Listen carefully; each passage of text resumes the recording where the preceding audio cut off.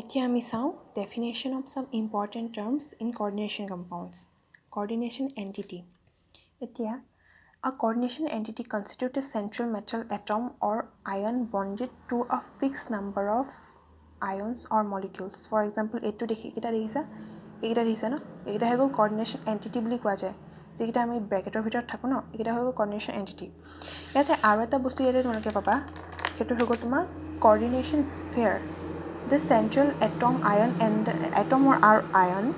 and the ligand attached to it are enclosed in square bracket and is collectively termed as the coordination sphere. The ionizable groups are written outside and bracket and are called counter ions. এতিয়া এই দুইটা যদি তুমি দেখা ন দেখিবলৈ দেখোন একে লাগিব মানে শুনিবলৈ একে ধৰণৰ লাগিছে coordination entity আৰু coordination sphere দুইটা একে ধৰণৰ নিচিনা লাগিছে বাট actually there is a difference আৰু differenceটো হৈ গ'ল এইটো. The difference between coordination entity and coordination sphere is that the coordination entity is the collection of a central atom and the ligands surrounding the atom. হ'ল বুজিলা এইটো হৈ গ'ল তোমাৰ central atom আৰু যিকেইটা তোমাৰ ligands surround কৰি আছে সেইকেইটাটো তোমাৰ ফৰ্ম হৈ যায় তোমাৰ coordination entity ফৰ্ম হৈ যায় হ'ল whereas coordination sphere is the coordination entity ইটোতো অলৰেডি আছেই হ'ল ইটোতো অলৰেডি আছে এইটো তোমাৰ ব্ৰেকেটৰ ভিতৰত গোটেইখিনি এইটো বস্তুটো আছে plus given with electrical charge of the compound ইয়াত চোৱা হ'ল the complex ইয়াত তোমাৰ actually ইয়াত চাৰ্জটো ডাইৰেক্ট দিয়া নাই ইয়াত মাইনাছ চাৰ্জ আছে -4 মাইনাছ আছে হ'ল তো ইয়াতে তোমাৰ পটেছিয়ামটো তোমাৰ ইয়াতে শ্ব' কৰা গৈছে আৰু ইয়াতে তোমাৰ coordination sphere বুলি ক'লে আমি চাৰ্জটোৰ সৈতে বুজো coordination entity বুলি ক'লে তোমাৰ স্কয়াৰ ব্ৰেকেটৰ ভিতৰত আছে যিটো আছে সেইটো আমি বুজো চেন্ট্ৰেল এটম বুলি বুজিবলৈ বেলেগ একো নাইকিয়া coordination entity and coordination sphere টো ক্লিয়াৰ হৈ গ'ল এতিয়া চেন্ট্ৰেল এটম মানেটো গম পাইছে এতিয়া যিটা মেটেল এটম থাকে coordination তোমাৰ স্ফিয়াৰটোৰ ভিতৰতে তো সেইটোৱে তোমাৰ চেন্ট্ৰেল এটম বা আয়ন হ'ল ইয়াত কি হ'ব তোমাৰ কোবাল্ট ইয়াত তোমাৰ আইৰন হ'ল তো ইয়াৰ ক্ষেত্ৰত তোমাৰ প্লেটিনাম আইৰন কোবাল্ট নিকেল তো এইকেইটা তোমাৰ চেন্ট্ৰেল এটম ঠিক আছে এতিয়া লিগেণ্ডছ মানে অলৰেডি তোমালোকে গম পাইছা চাগে যে ধৰিব পাৰিছা যে ইয়াতে এটোৰ ক্ষেত্ৰত লিগেণ্ডছ কি আছিলে এমোনিয়া একটা লিগেণ্ডছ আছে তাৰ চাৰিওফালে বান্ধ খাই আছে এমোনিয়া এইকেইটা লিগেণ্ড হৈ গ'ল এতিয়া যিবিলাক লিগেণ্ড হয় ন সেইবিলাক চিম্পল লিগেণ্ডটো হ'ব পাৰে লাইক ক্লৰিন এটা লিগেণ্ড হ'ব পাৰে আগতে আমি দেখিছোঁ ক্লৰিন ৱাটাৰ দেখিছোঁ এমোনিয়া দেখিছোঁ এইটা এটা চিম্পল লিগেণ্ড হ'ব পাৰে বা এটা লাৰ্জ মলিকুলেও লিগেণ্ডৰ দৰে কাম কৰিব পাৰে এইটো এটা ডাঙৰ মলিকুল দেখিছানে এইকেইটা তো এতিয়া or even macromolecules such as protein মানে তোমাৰ এই যিবিলাক হিমোগ্লোবিনৰ ক্ষেত্ৰত তোমাৰ বা ক্লোৰোফিলৰ ক্ষেত্ৰত যিবিলাক ডাঙৰ থাকে ন সেইবিলাক জাষ্ট এটা এলিমেণ্ট নহয় বা এটা চিম্পল কম্পাউণ্ড নহয় হ'ল বা লাৰ্জ মলিকুল এইবিলাক বহুত ডাঙৰ লাৰ্জ মলিকুল লাগিলে এটা প্ৰটিন মলিকুলেও তোমাৰ লিগেণ্ড হিচাপে কাম কৰিব পাৰে হ'ল এতিয়া লিগেণ্ডৰ আৰু কেইটামান টাইপ আছে লাইক ইউনিডেণ্টেড ডাইডেণ্টেড পলিডেণ্টেড হ'ল এতিয়া ইউনিডেণ্টেড লিগেণ্ড কি হয় তোমাৰ যেতিয়া এটা লিগেণ্ডে ন তোমাৰ জাষ্ট এটা ছাইডেদিহে বাইণ্ড কৰিব পাৰে ধৰি লোৱা এতিয়া এমোনিয়াটো হ'ল ন ই তোমাৰ এটা ছাইডেহে পাৰিব এতিয়া ইয়াৰ ফালেদি পাৰিব জানো হাইড্ৰজেনটোৱে পাৰিব জানো ই কি ইলেক্ট্ৰন দিব বেচেৰাটো যি তাৰ তাত নাই ইলেক্ট্ৰন ইয়াৰ তাত আছে তো ইহে দিব পাৰিব তো এমোনিয়া ৱাটাৰৰ ক্ষেত্ৰত কিহে দিয়ে ৱাটাৰৰ ক্ষেত্ৰত তোমাৰ হাইড্ৰজেনেটো নিদিয়ে অক্সিজেনৰ দুটা আছে তো ই দিব হ'ল এইবিলাক ইউনিডেণ্টেড লিগেণ্ড বুলি কয় when a ligand is bound to a metal through a single donor atom as with this the ligand is said to be unidentate কিছুমান ডাইডেণ্টেড লিগেণ্ড থাকে ডাইডেণ্টেড লিগেণ্ডটো কেনেকুৱা ধৰণৰ হয় সাপোজ এই যিকোনো এটা যদি লিগেণ্ড হয় ন মানে এল বুলি কওঁ তো ইয়াৰ কেইবাটাও ছাইড থাকে দুটা ছাইড থাকিব পাৰে যদি দুটা ছাইড থাকিলে সি ডাইডেণ্টেড হ'ব যদি বহুত কেইবাটাও যদি তাৰ ছাইড আছে সি দিব পৰাকৈ অকলে দিব পৰাকৈ তেতিয়াহ'লে সি পলিডেণ্টেড হ'ব ঠিক তেনেকৈ কিছুমান লিগেণ্ডে ডাইডেণ্টেড হিচাপে কাম কৰে এতিয়া ইথেন 1,2 ডাইএমাইন এই কম্পাউণ্ডটো হ'ল ই এটা লিগেণ্ড হয় কেনেকুৱা ধৰণৰ লিগেণ্ড এইটো চোৱা ইয়াত নাইট্ৰজেন দুটা আছে তো ই এফালৰ পৰাও দিব পাৰিব এফালৰ পৰাও দিব পাৰিব এটা মেটেল সাপোজ N+ এটা মেটেল আছে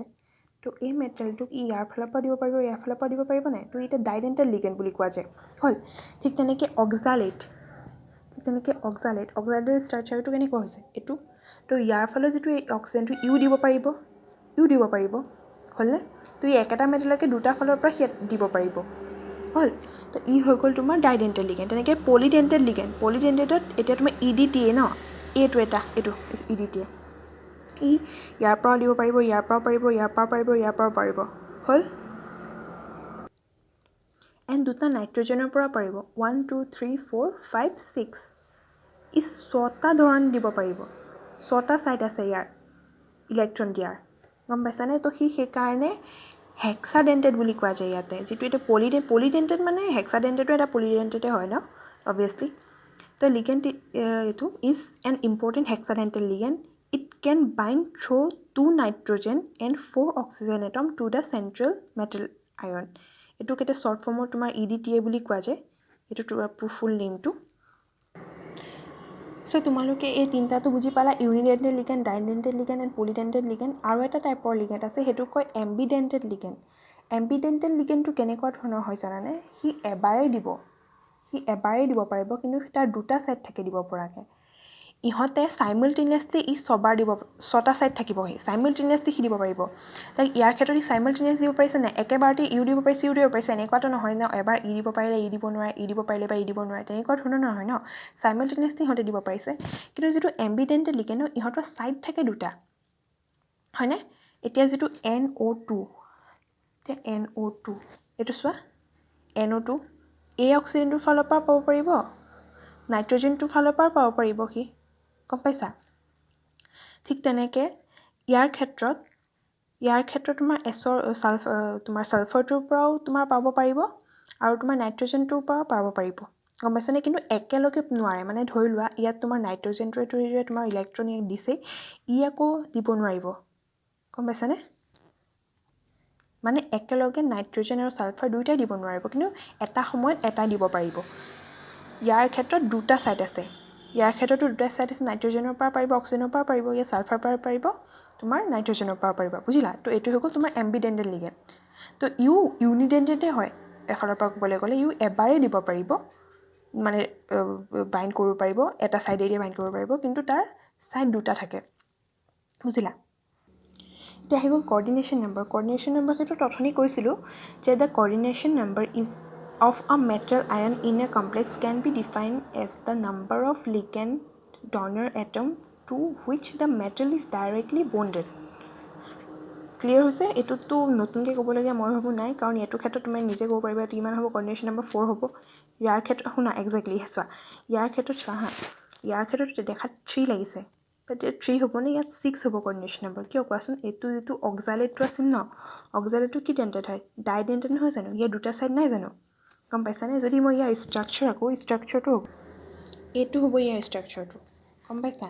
ইয়াত চাবলৈ গ'লে 3টা আছে দেখাত এনেকুৱা লাগিব পাৰে এইটো দেখোন তোমাৰ হেক্সাডেণ্টেড নহয় পেলাই তোমাৰ হেক্সাডেণ্টেড নহয় ডাইডেণ্টেড হয় তো ইয়াৰ coordination number দেখাত লাগিব পাৰে 3 বাট ইয়াৰ coordination number হৈ গ'ল 6 কিয় কাৰণে কোৱাচোন কাৰণ এইটো 2 হৈ গ'ল দুটা ধৰণে সি ডনেট কৰে ন এইটো ডাইডেণ্টেড হয় ন তো এই বস্তুটো আমি চাব লাগিব ঠিক তেনেকৈ ইয়াৰ ক্ষেত্ৰতো ই এটা ডাইডেণ্টেড লিগেণ্ড হয় তো ইয়াৰ ক্ষেত্ৰতো coordination number তুমি 3 বুলি ক'ব নোৱাৰে এই ক্ষেত্ৰত 6 বুলি ক'ব লাগিব coordination number হয় coordination sphere কথা কৈছোঁ coordination polyhedron অথনি তোমালোকক যে মই এইখিনি কৈছিলোঁ পাছত ক'ম বুলি পলিহেড্ৰন কি হয় coordination polyhedron কি হয় এই যে মই অথনিৰ পৰা যে আঁকি আছোঁ এইবোৰ বা তোমাৰ এইবোৰে বেলেগ একো নহয় এইখিনিয়ে হয় তোমাৰ coordination polyhedron তুমি লাইনটো পঢ়িব পাৰা the spatial arrangement of the ligand atom which are directly attached to the central atom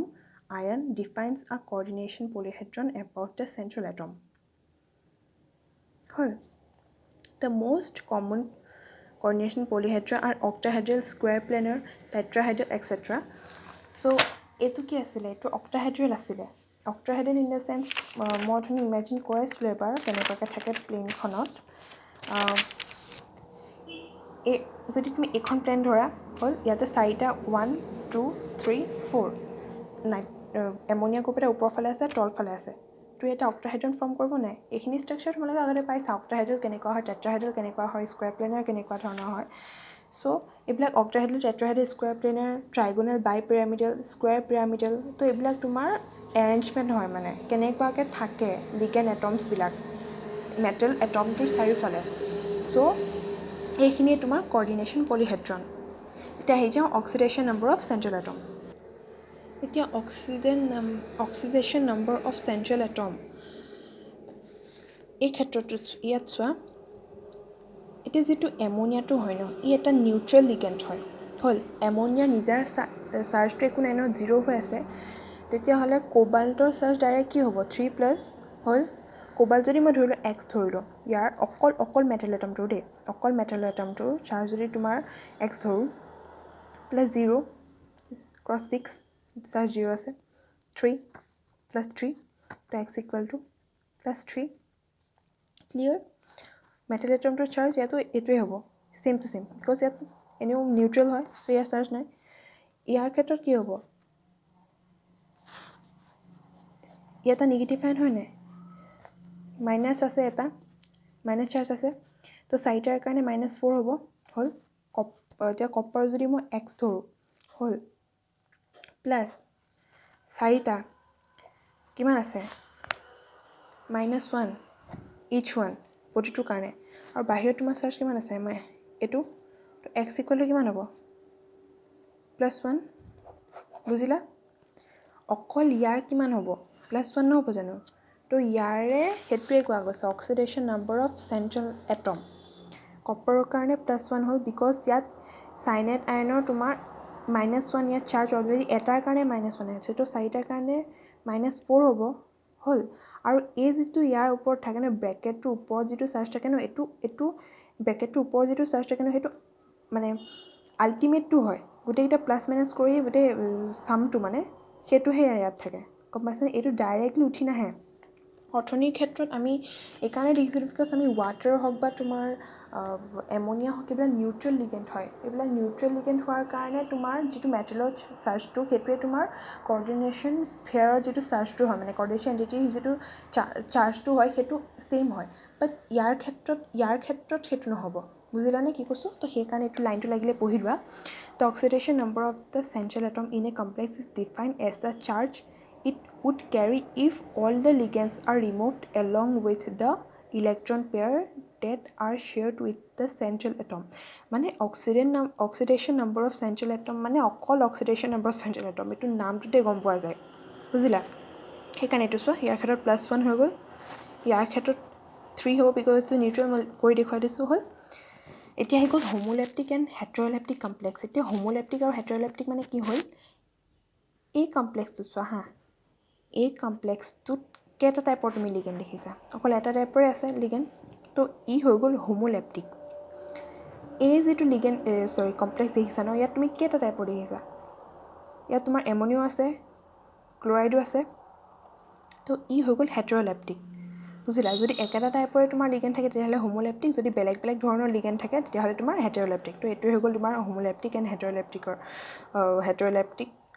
কমপ্লেক্সৰ তোমাৰ এক্সাম্পল হ'ল তো আজিলৈ এইখিনি আছিলে তোমাৰ ইন্ট্ৰডাকশ্যন মেইনলি কি হয় কৰ্ডিনেশ্যন কম্পাউণ্ড কি হয় তোমাৰ ৱাৰ্ণৰ থিয়ৰীৰ পৰা আৰম্ভ কৰি এণ্ড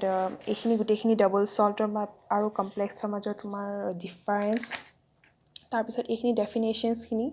গোটেইকেইটাৰেতো মই এইখিনি বুজালোঁ তো আজি ক্লাছৰ কাৰণে ইমানখিনিয়ে নেক্সট ক্লাছত মই তোমালোকক চাম নমেনক্লেচাৰ অফ কৰ্ডিনেশ্যন কম্পাউণ্ড তো এতিয়া কৰ্ডিনেশ্যন কম্পাউণ্ডছবিলাক বুজিতো পালোঁ যে একচুৱেলি কৰ্ডিনেশ্যন কম্পাউণ্ড কেনেকুৱা ধৰণৰ হয় কিহৰ কাৰণে এটা কৰ্ডিনেশ্যন কম্পাউণ্ড বুলি কোৱা যায় তো এইখিনি বস্তু মই আজি ইতিমধ্যে তোমালোকক কৈ দিছোঁ চ' নেক্সট ক্লাছত আমি পঢ়িম নমেনক্লেচাৰ অফ কৰ্ডিনেশ্যন কম্পাউণ্ড অ'কে